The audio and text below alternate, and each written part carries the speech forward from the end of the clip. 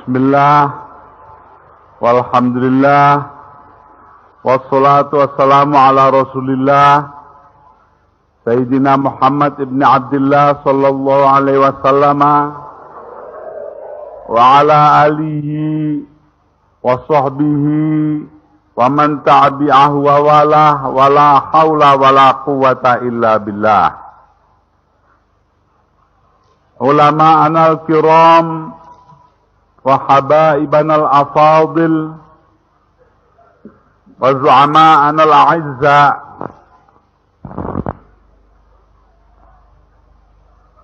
khususipun lali, lupa kalau presiden.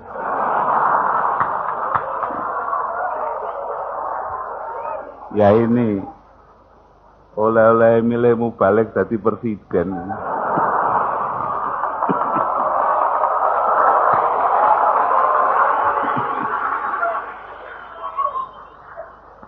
Terutama kepada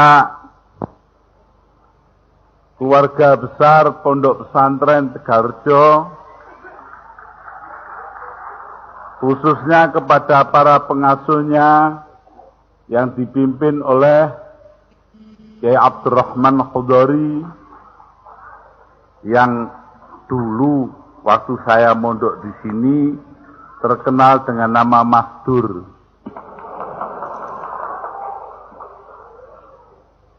Sampai hari ini pun saya manggilnya Mas Dur.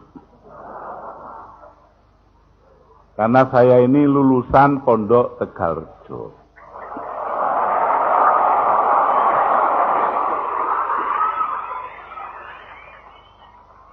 Pondok ini telah memberikan kepada saya banyak pelajaran dalam menempuh arus kehidupan. Tetapi terutama pelajaran yang terbesar adalah rasa kemanusiaan yang harus tumbuh pada diri kita. Tetapi bahwa dengan kemanusiaan yang tinggi, akhirnya almarhum Kiai Khudori berhasil membawa mereka kepada standar keislaman yang kita kenal, tanpa menghilangkan budaya daerah mereka. Ini yang menurut saya paling penting. Sebab saya juga belajar di sini, belajar buku-buku, diantaranya tulisannya Vladimir Ilyich Lenin, yaitu penyakit kiri kekanak-kanakan. Kalau mau jadi pejuang, jangan sok mau hasil pada waktu kita hidup. Mungkin kita sudah mati, baru berhasil. Juga belajar dari Mao Zedong, yang akhirnya dikenal Mao Zedong. Kekuasaan lahir dari laras senapang. Itu semua saya pelajari di sini. Entah, yaitu sekali lagi apa, entah masih ada entah enggak buku-bukunya di sini. Saya tinggal pokoknya di sini. Tapi di samping itu saya juga membaca cerita-cerita silat. Masih ingat saya tuh ngambil tiap minggu turun ke Magelang ngambil buku.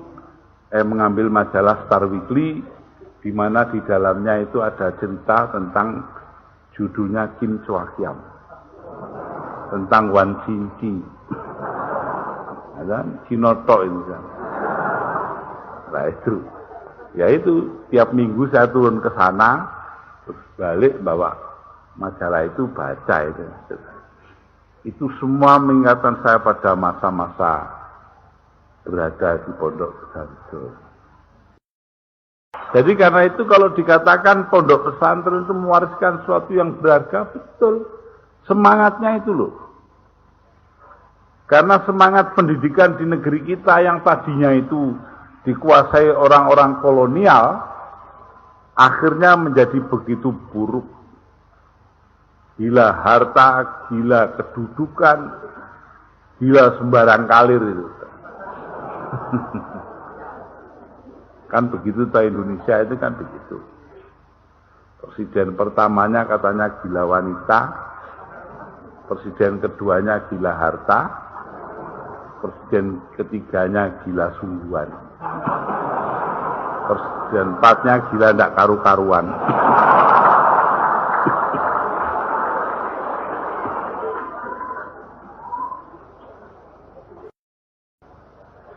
Jadi karena itu saya melihat bahwa warisan Wali Songo yang paling berharga, warisan pondok-pondok pesantren dari zamannya Samudra Pasai dibawa ke sini semua adalah kecintaan kepada kemanusiaan.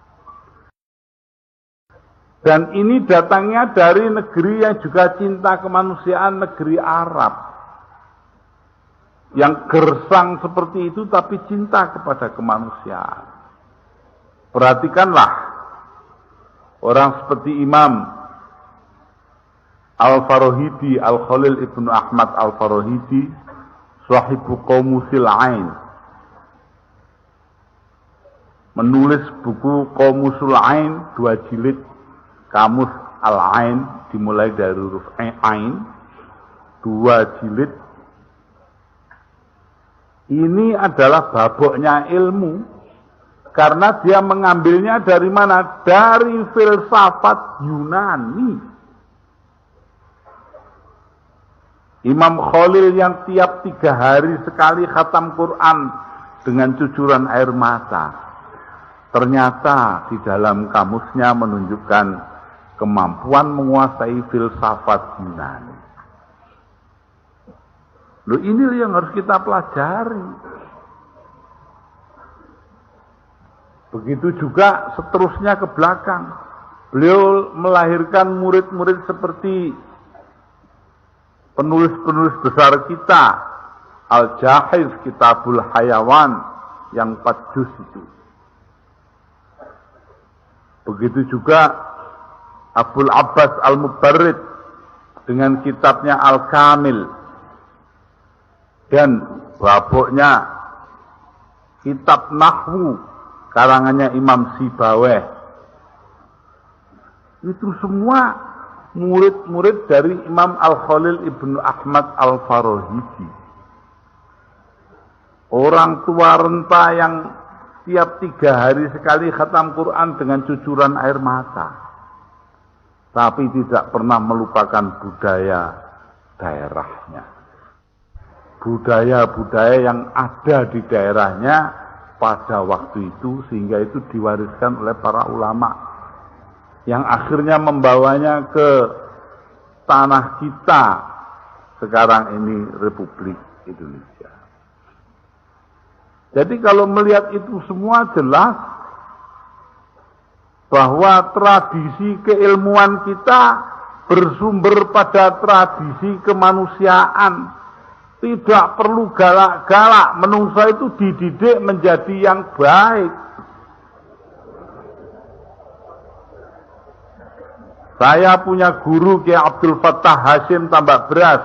Sekeluar dari Tegarjo ini saya ke Tambak Beras. Pada suatu hari sebagai keamanan saya menangkap orang, anak lah ya.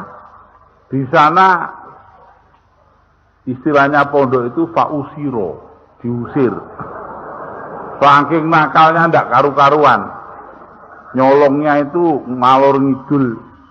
Salahnya cuma satu sebetulnya bedanya dengan saya. Saya kalau nyolong ndak pernah konangan, itu saja. Kalau itu konangan, ketekel, akhirnya diusir. Saya yang kebagian untuk matur ke kiai. Saya matur, anak ini tidak baik, namanya ini akan dikirimkan pulang. Jawab beliau sangat mencengangkan, bagaikan jawaban dari almarhum Kiai Khudori Sekarjo. Apa jawabannya Kiai Abdul Fattah Hashim? Loh, kalau anak ini jelek, saya sudah tahu sebelum sampean tahu. Aku dikandani bapaknya kok. La ilaha illallah. Apa sampean tidak malu mulangkan anak ini wong disuruh memperbaiki belum baik kok dikirim pulang? Masya Allah, besarnya kemanusiaan ini. Ini warisannya. Ini. Kemanusiaan beliau itu loh, mikiri orang lain. Bikinkan pondok, bikinkan masjid, bikinkan langgar. Belum kita lihat kiai-kiai lain. Banyak yang antik-antik juga seperti di Gerabak dulu almarhum Mbah Mangli. Itu kurang apa antiknya itu? Paling antik di dunia orang tidak apa-apa suruh jalan di dengan baju ke dalam air, itu kurang apa? Saya pernah di Paris begitu. Tapi ya semuanya itu akhirnya menghasilkan ulama-ulama yang berperan besar, yang membentuk masyarakat, yang membentuk akhlaknya orang banyak. Alhamdulillah kita bisa melihat buah kerja daripada Kiai Kudori almarhum di Tegarjo ini pada umat yang demikian banyak yang ada di sekitar kita. Mereka menghargai Tegarjo bukan karena apa-apa, tetapi karena jasanya Tegarjo untuk memelihara masyarakat ini.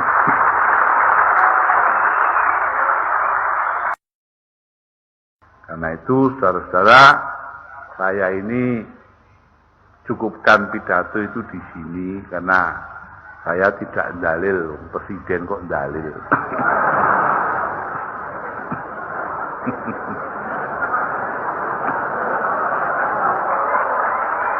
Ya, yang dalil itu kiai pondok. Presiden tidak usah dalil lah sudah. Ya. Kenapa? Karena kalau dalil itu nanti keterusan balik lagi jadi mubalik lagi. Karena itu para hadirin dan hadirat, tidak lain tidak bukan, kita harapkan tabarukan kepada para ulama, terutama kepada para habaib kita, dan kemudian lebih penting lagi bagaimana mencetak ulama-ulama masa datang, yaitu pembentuk akhlak masyarakat yang benar, karena di hadapan kita terbentang tantangan-tantangan yang berat.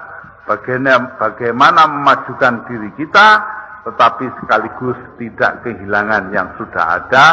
Al-muhafazatu 'alal qadimi shalih wal akhdhu bil jadidil aslah. Ini bukan dalil. Akhirnya sekali lagi saya ucapkan selamat berimtihan, selamat bertutup tahun. Dan marilah kita semua selamat membangun. Wassalamualaikum warahmatullahi wabarakatuh.